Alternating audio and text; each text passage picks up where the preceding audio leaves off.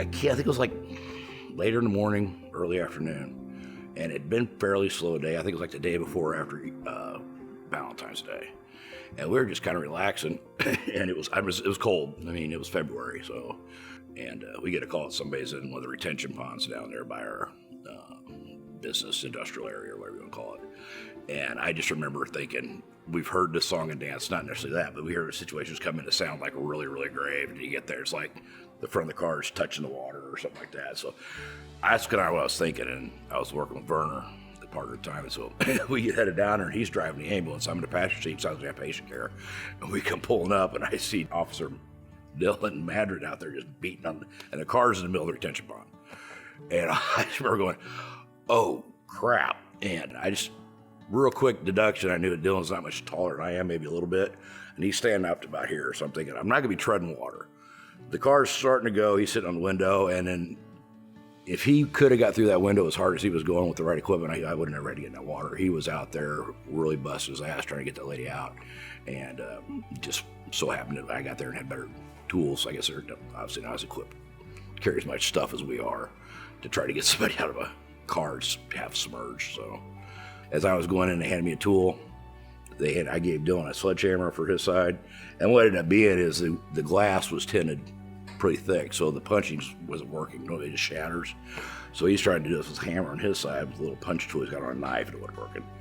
So I just kind of walked out there.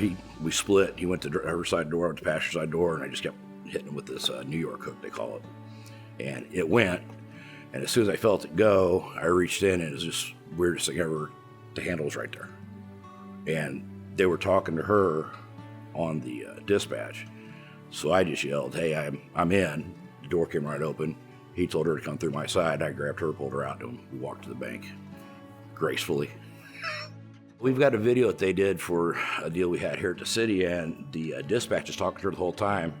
And basically, she was like, it's up to my chest. And they told her, like, well, hold your breath in case you go under. They're working on getting you out. And she was transported to the hospital on a different ambulance. We brought another ambulance down because we had an officer with one. She went another one, and I think basically they warmed her up and gave her some food. She signed out AMA and went home, and it's we haven't heard from her since. We had just started a program and got a grant to send 2 guys to Maine for ice water rescue, and they were leaving the following weekend. So we didn't really have much of a program. These went there to become trainers and implement a system here. So I think we always had like the dry suit, and one of the guys was putting it on when I went out in case I couldn't get the job done, and he could go out behind me and try to get her out. And so we did have a dry suit available, but no, it's just kind of like see car, walk car, try to open up car kind of deal. So I think basically just I was the quicker one in the water.